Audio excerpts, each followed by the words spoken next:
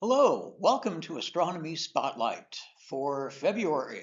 My name is Kirk Rosberg. I'm the planetarium coordinator here at the Hastings Museum.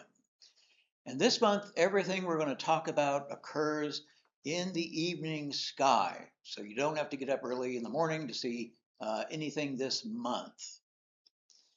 All right, so on the 18th of February, there's going to be an extremely close conjunction of Mercury and the very young crescent moon. It's a waxing crescent.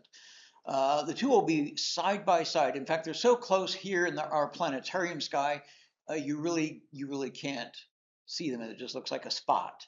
So here is a screen capture from Stellarium, which highlights their locations a little bit better. They will be almost touching in the sky, a relatively rare occurrence. Now here is the catch. The moon is only 2.5% illuminated and just 1.6 days into its lunar cycle. So it may not be very easy to see the moon as it's just a very small sliver.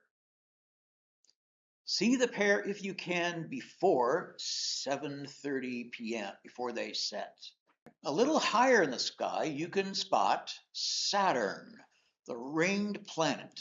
And a little lower in the sky, if you look very closely, you can find perhaps Venus. Venus is a little challenging as you will need a clear, flat view of the western horizon to see Venus at this time. If you can observe Venus and Mercury on the 18th to say roughly the end of the month, you will be able to see 4 out of the 5 visible planets, as Jupiter can also be seen high in the eastern sky. It's another planet parade, but it will end by the end of this month, as Mercury will be lost in the twilight around the 28th of February. Mercury is at greatest eastern elongation on the 19th.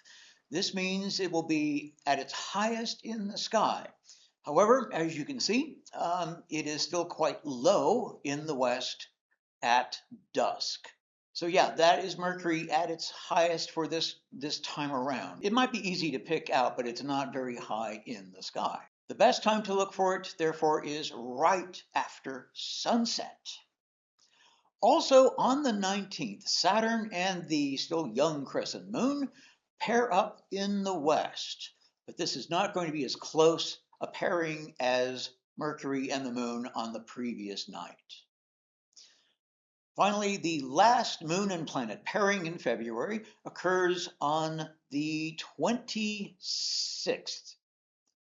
On this night, the moon and Jupiter will make a beautiful sight to see in the eastern sky after sunset, as Jupiter and the moon usually do make a striking pair in the sky.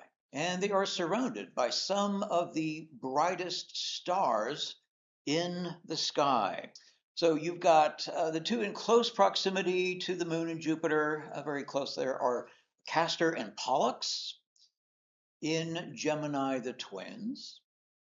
You've got Sirius, the brightest star in the night sky, Procyon, Capella in Auriga, Aldebaran in Taurus the Bull, and Betelgeuse and Rigel, of course, in the constellation of Orion, the Hunter.